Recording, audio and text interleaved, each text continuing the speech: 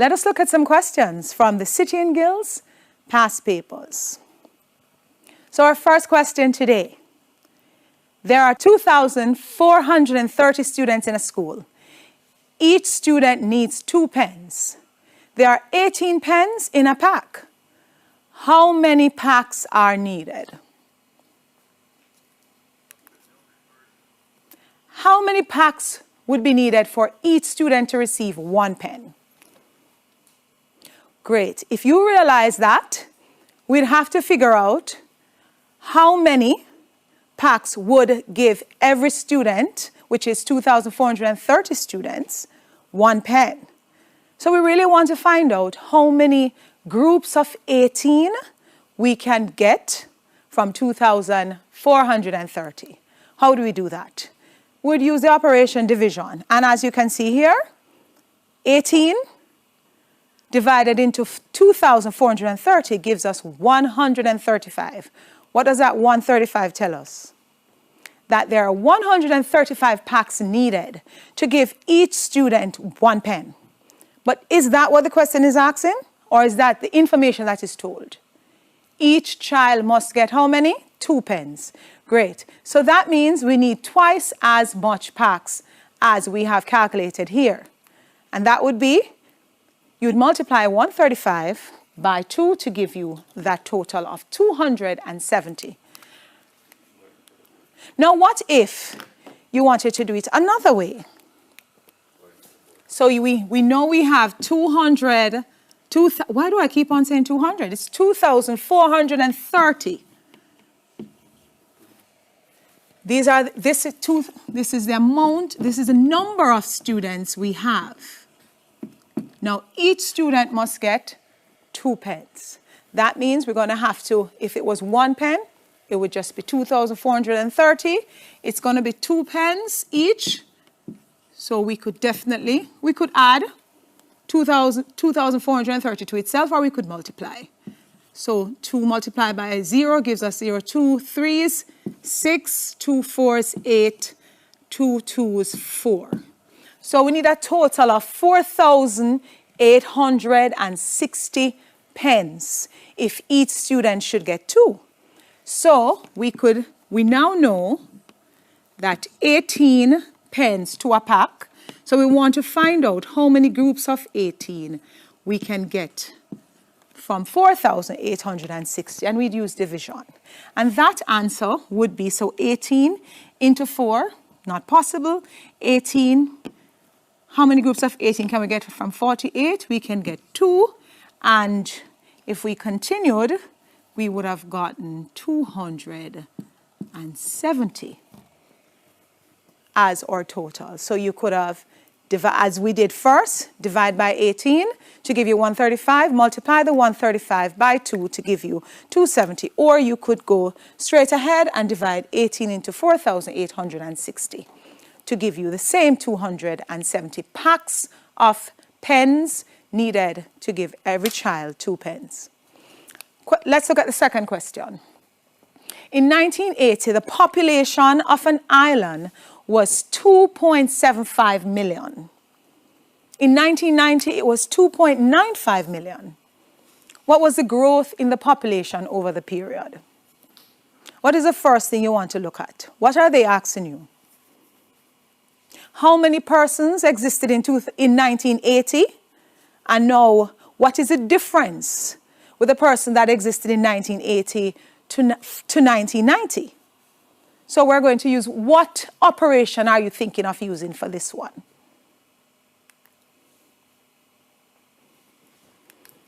Did you say subtraction? Awesome job. So we're going to subtract 2.75 million from 2.95 million, giving us 0.2 million. Now, let us look at what that means. So 0.25 of a million, not just 0.25. So remember now, for every 100,000 you have a million. So if I were to write 100,000 in terms of a million, that would be 0.1.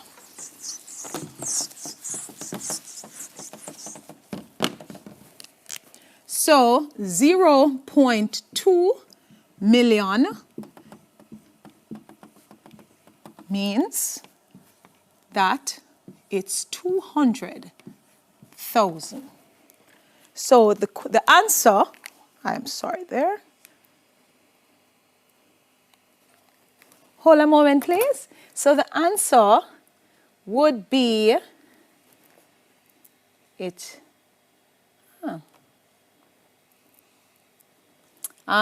just a moment. So if we're looking at the population, and we are here,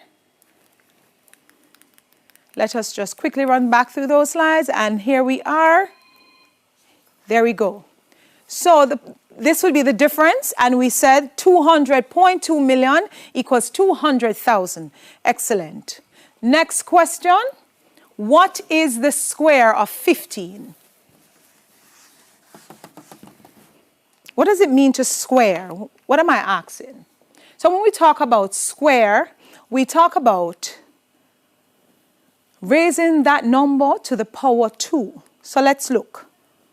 To square a number means to multiply that number by the same number, or we can simply say multiplying the number by itself. And 15 squared is 15 times 15. And that is 225.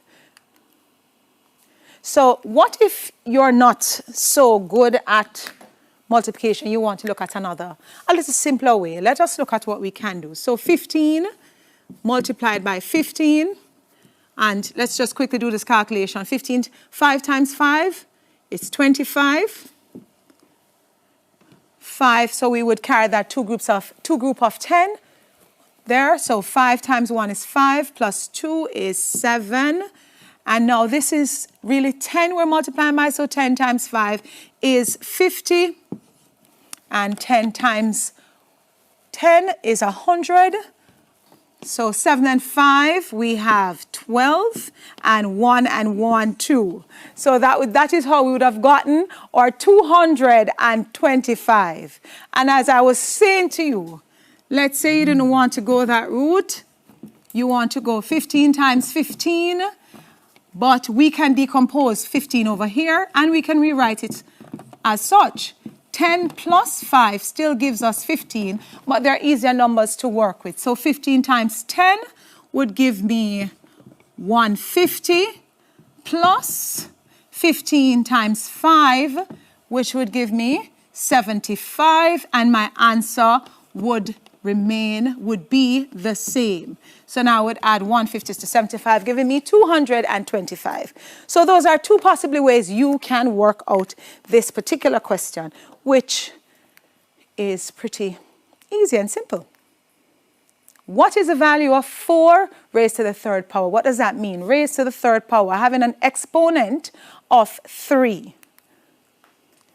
4 raised to the third power, or 4 cubed, means 4 multiplied by 4 multiplied by 4. So you're multiplying the same number by itself 3 times. Now let's work out this. 4 times 4 is 16. 16 times 4, what is that? That is 64. So the value of 4 cubed is 64. You just cubed a number. And when we talk about cubing a number, whatever number is being cubed, you are multiplying it by itself 3 times. Next question.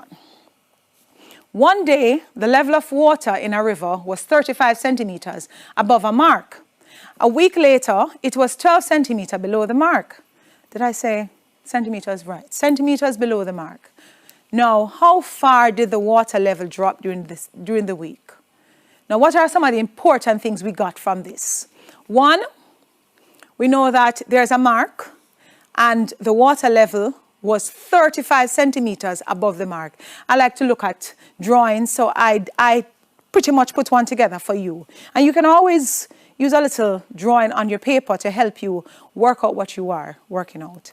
So the mark is there, as you can see, indicated by that horizontal line, and then I have the distance above the mark, and then I'm going to also put in the distance below the mark. We have some measurement. So we have 35 centimeters above the mark, 12 centimeters below the mark. One of my things, right. So before we go to the calculation, what is it asking you? How far did the water level drop during the week? So it dropped back to the level. What's that distance? That would be 35 centimeters. And it went 12 centimeters below the mark. So we would have to combine those two distances. So we would add. It would have to be the sum of those two distances given. So 35 centimeters plus 12 centimeter would give me how far the water level dropped. And that would be 47 centimeters.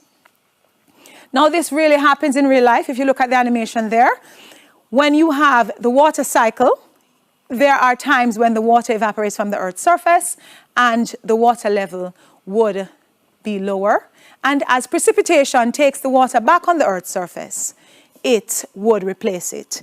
I'm not talking along with the video, so clearly you've seen the animation a little bit different from what I'm saying. But you see what I'm saying. So it evaporates it, it comes back. When it, in this case, it's snow, so it has to melt. So as it melts, you see the water level goes up. If it was rain, no melting would be required. Like here in Jamaica, we don't have any snow. So of course, we wouldn't have any melting taking place. Awesome. Now, next question. How many minutes are in 2¼ hours? What is the first thing you'd like to look at before you even access this question? What fundamental information you'd have to know? If you said, how many minutes are in an hour? You are correct. We need to know how many minutes make up an hour. And I know you all know it. So 1 hour is made up of 60 minutes. Awesome. So the question now, since you already know this information, you now know that 2 hours will give you 60 minutes plus another 60 minutes. Or you can say 60 minutes multiplied by 2, which gives you 120 minutes for the 2 hours. Now, what is a quarter of an hour? What does quarter hour means? Really? A quarter of 60 minutes. So you can now find quarter of 60 minutes by simply, as you can see there, multiplying a quarter by 60, which gives us 20 minutes. Now, when that is done, they asked you for the total 2¼ hours. So 2¼ hours would give us 120 minutes plus 20 minutes, giving us a total of 120 minutes.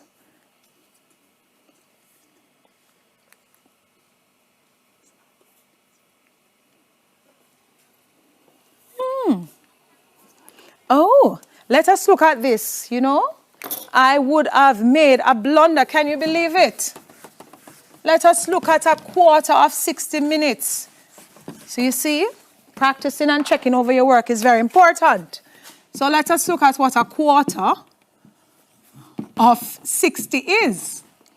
So let us rewrite that here, a quarter of 60.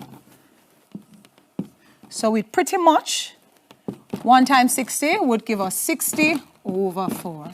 So let's find a factor that can go into both 60 and 4. Let's start with 2. 2 into 4 goes 2 times. 2 into 60. 2 into 6, 3.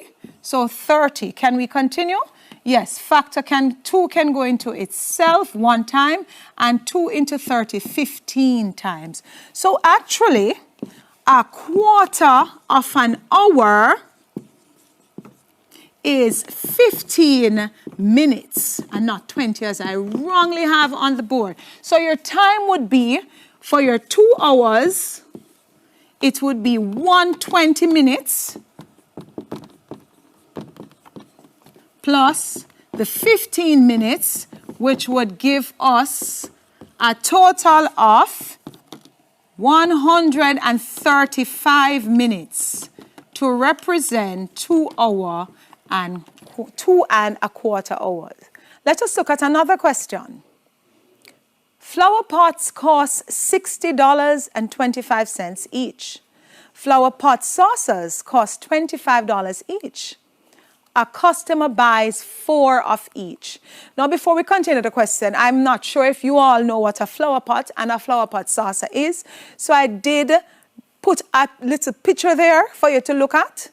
So the top with that little pretty dog and balloon is the flower pot, and that thing that would catch the water underneath it when you water the plant is the flower pot saucer.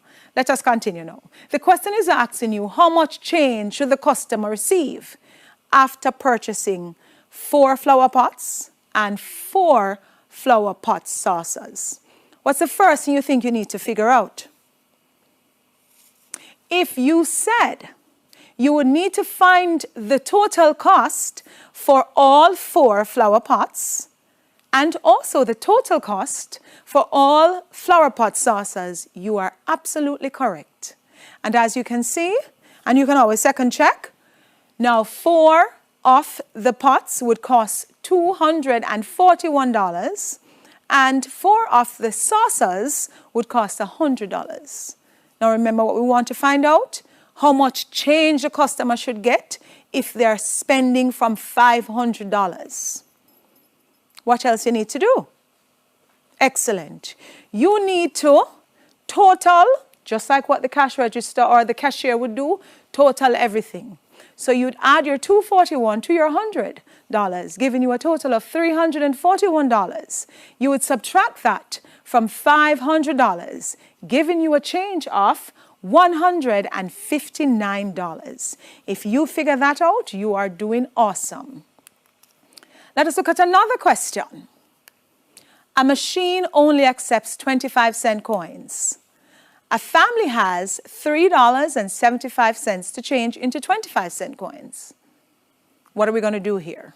But before we even go into the calculation, let's go back into a little history. Some of you kids will not know what this is, but this is a Jamaica dollar bill. Back in the days, we had paper dollar. Now, we also had some other coins out there, not what you guys are used to know. So we had 25 cents as well.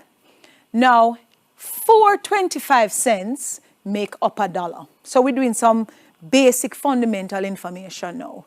That means every dollar is made up of 100 cents. And you can check it. 25 plus 25 gives us 50 cents, plus another 25, 75 cents, and plus that last 25, 100 cents. So now we know that. Let us do some things to solve this particular item on the City and Guilds paper. We are going to figure out how many cents we can get from the $3.75. We'd multiply it by 100 because there's 100 cents to every dollar. So $3.75 would give us a total of 375 cents. Excellent. Now we want to find out how many 25 cents we can get out of that 375 cents. And we would use the operation of division. We could have taken away 25 cents over and over, but that's a little bit tedious. So dividing it gives us an easy way to get to the number of coins that would result if you were to change all of that 375 cents into 25 cents. And you would have 15 coins. So basically what we're saying, 15 25 cents would give you a total of $3.75. I think that's pretty straightforward. Hope you understood that. Now let's look at this one. A student uses the flowchart below to evaluate an algebraic expression. Let us look at the flowchart.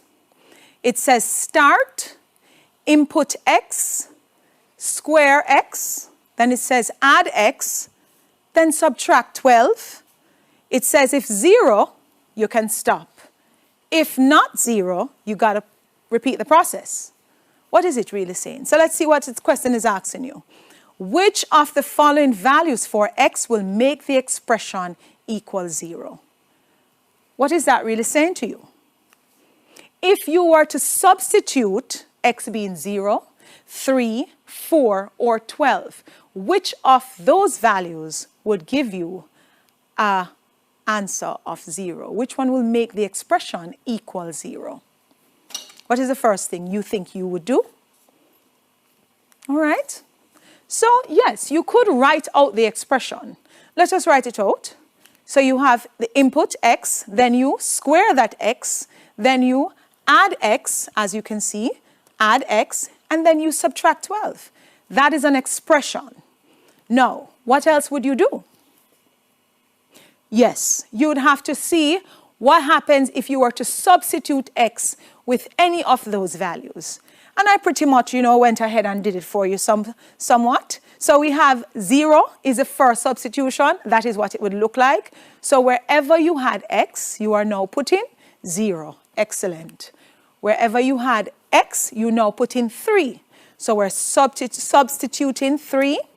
Then we're substituting 4. And we're also substituting 12. Now let us look at what each of these expression with the substituted values equal. So when we substitute 0, the answer is negative 12. Now remember what the flow chart says. If it's not 0, you go back up and you repeat the process. So clearly that's not the one. What about when we substitute 4? We get 8. So we're doing it again. And of course, I didn't want to let you lose interest, so I did the correct one last. So if you were to substitute 3 into the expression, it would give a value of 0. So that is the correct value of x to ensure that the expression equals 0. That would be 3. And another question is here for you. Another point to remember, as you are doing your exam, when you are doing your actual exam, remember to read your questions carefully, ensuring that you understand what each question is asking of you. So let's look at this one. The weekly budget for a youth club is $22,000. The youth club planned to spend 27% of the budget on a sports program. How much money is this? What is it asking you? Good. If you realize it's asking you what is 27% of $22,000, you are doing well. And you're going to do awesome on your exam. Okay, so you're asked to calculate how much. Now, let us look at how you can write 27%. Percentage is always out of 100. So 27 out of 100 would be your percentage, and you are trying to figure out how much is 27% of 22,000. And that would work out to be $5,940. So 27% of 22,000 would be $5,940.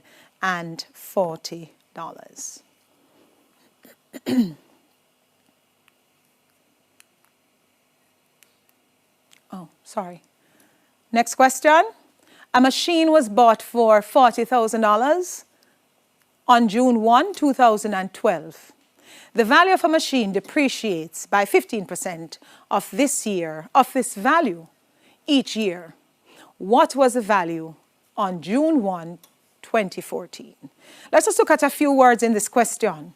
All right, so they bought the machine for $40,000, and this year the date was June 1, 2012. So the next year would be June 1, 2013. Awesome. So depreciates, what does that mean? Yes, it means lose value. So the machine, the 40,000, is no longer going to be the same value of it. So let's look at what we do to access this question. How many years have passed since the machine has been bought? We need to know that. It is 2 years. How much percent does the value depreciate each year? 15%. So we now need to figure out what is 15% of $40,000.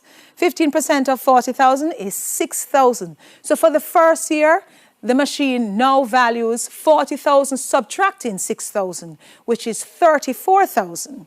That's year one. Now year two, you started at 34,000. 15% of 34,000 is 5,100. So by the end of the second year, the machine would have depreciated some more. So as I have 33,400, but it should be 34,000. Subtract 5,100, which would give you $28,900. So that is now the value of your machine 2 years later, although you spent $40,000 to purchase it. Now let's look at this question here. A newspaper article says a woman spent 3/5 of her weekly salary on rent, 25% of her salary on food. Her food costs $2,500. How much did she spend on rent? I see that you're seeing the entire question, so let's just run through it. So what happened? 25% multiplied by 4 would give us 100%. So that's understandable. So if you were to replace that 25% with the value that 25% stood for, which is $2,500, and multiply it by 4 as well, it would give you the 100% of the weekly salary, which in this case is $10,000. Now, we can now determine what is 3/5 of $10,000, and that would be $6,000. So that is how much she would spend on rent. Okay, let's look at the final question for the afternoon. This diagram shows the distances between 3 places on a map with a scale of 1 to 200,000. So we have the park, we have the mall, and we have the medical center. The question being asked here is, what is the actual distance in kilometers from the park to the medical center via the mall? So you can't walk down this path and just go straight to the medical center. They told you where to walk, or drive, or ride. So park to the mall, then from the mall to the medical center. What is the measure? What is the distance from the park to the mall? That would be 5 centimeters from the mall to the medical center. That would be 8 centimeters. Therefore, 5 plus 8 gives us 13 centimeters. On the map, that is the distance that you would have moved. However, they asked you for actual distance in kilometers. Now let us take a closer look at the scale. 1 to 200 centimeters. That means on the map, 1 centimeter is equivalent to 200,000 centimeters in real life, actual distance. So 1 centimeter, as you can see, 200 centimeters in real life, and you have 13 times 200,000, which will give us 2,600,000 centimeters. And then we now know, or we should know, 1 kilometer is equivalent to 100 centimeters, 100,000 centimeters in real life. So, and this is how you get it, of course. 1 kilometer is equal to 1,000 meters, and 1,000 meters can also be written as centimeters, which is 1,000 times 100, giving you that 100,000 centimeters. I know it's a lot for you to take in, but I hope you can look back at the video when you have time and look at it in more detail. 1 meter is that. Okay, so we would have divided 2,600,000 by the 100,000 to give us 26 kilometers in total. That's all the time we have for today's lesson.